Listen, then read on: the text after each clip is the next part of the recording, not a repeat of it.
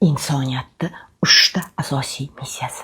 Va siz shu missiyani bajarishni boshlamagunizcha, borliq sizni o'rningizdan qimirlatish uchun sizga sinovlar, og'riqlar jo'nataveradi. Ya'ni siz harakatni boshlashingiz uchun sizga sabablar beraveradi. Demak, birinchisi bu anglash, tushunish, o'zlikka anglash, o'zlikka qaytish, qadr-qiymat va loyiqlikka tushunish, yaratganni anglash, uni to'liq tushunish. Ikkinchi missiya bu yaratish.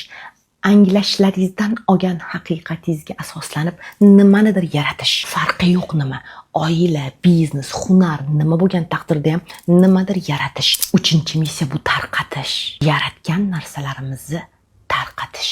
Zurriyot tarqatasizmi? Olgan bilimlaringizni tarqatasizmi? Menga o'xshab. Olgan hunaringizni tarqatasizmi? Buni farqi yo'q. Nima tarqatishingizdan qat'iy nazar u jamiyatga foyda keltirish kerak. To'g'ri tarbiyalangan farzandning odobi ham jamiyatga xizmat qiladi. Endi aytingchi, siz o'zingizni insoniylik missiyangizni bajaryapsizmi? Agar hali ham nima qilishni va nimadan boshlashni bilmayotgan bo'lsangiz, bizning Telegram kanalidagi ochiq darslarimizni ko'rib chiqing. Sevdim.